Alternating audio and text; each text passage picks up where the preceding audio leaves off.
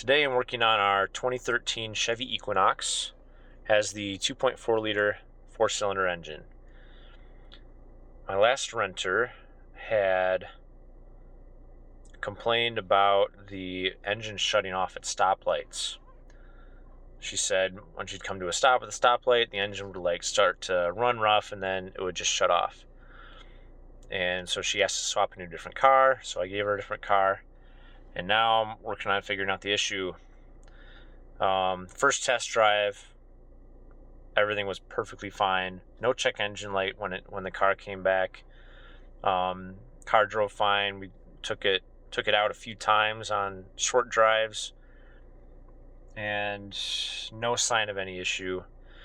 So now I plugged in my scanner, and there are two codes in the PCM that did not set off the check engine light. You can see malfunction indicator lamp not requested.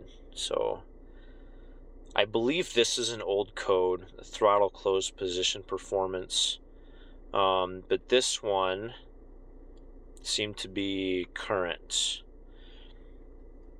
But obviously idle speed low, that's going to happen when the engine shuts off. So at first glance, it's not really helpful. So this is where real diagnostics come into play, figuring out what's going wrong without any current symptoms and without any really detailed GTCs in the computer. So what I did was go into the freeze frames for the idle speed code,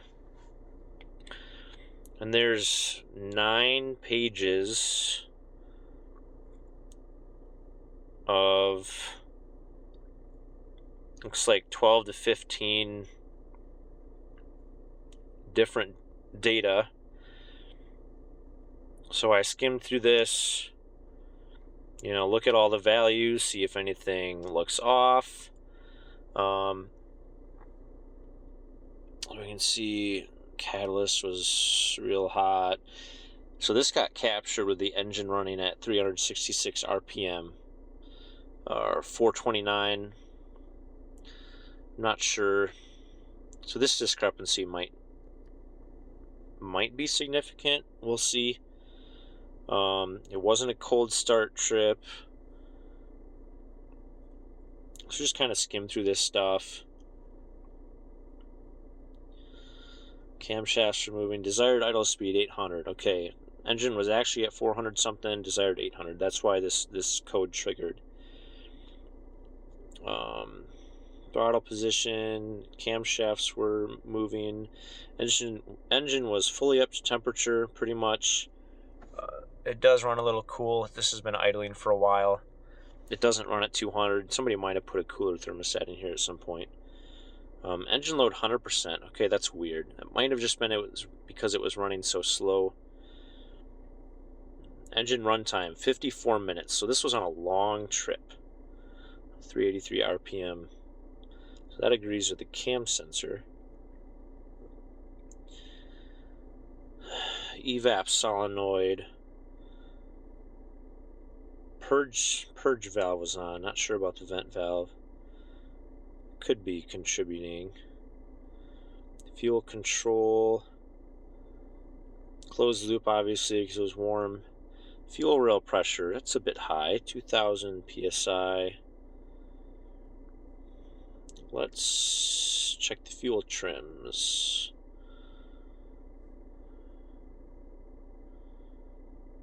It was hot out. Intake air temperature 152 degrees, very hot out.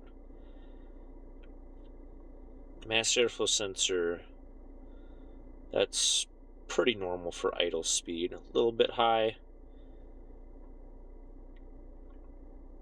In gear, so she was stopped in gear.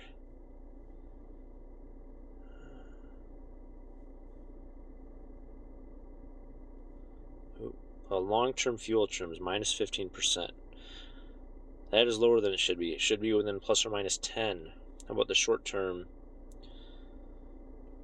Short term, minus 27. Okay, so we have an air-fuel ratio issue for sure. Engine startup 195. Okay, so we got too little air or too much fuel. So I'm going to guess that this fuel rail pressure, where was it? Fuel pressure here. 2000 psi fuel rail pressure is going to be too high, and that's probably has to do with our issue here. So let's check the current fuel pressure while we're idling with a smooth idle. And go back in here, read data stream, fuel system data. We're going to go to fuel pressure, fuel rail pressure. Is there a desired fuel pressure? Desired fuel rail pressure. Okay. All right. Should be 420 at idle. So this is healthy values. For some reason, the fuel pressure is spiking to 2000 psi at idle. So I did some more research into this. It turns out that there's a solenoid that controls the fuel pressure generated by the high pressure fuel pump on this engine. It's a direct injection system, so it has a mechanical fuel pump driven by one of the camshafts. The solenoid on the high pressure fuel rail, when you unplug it, fuel pressure spikes to max, which is about roughly 2000.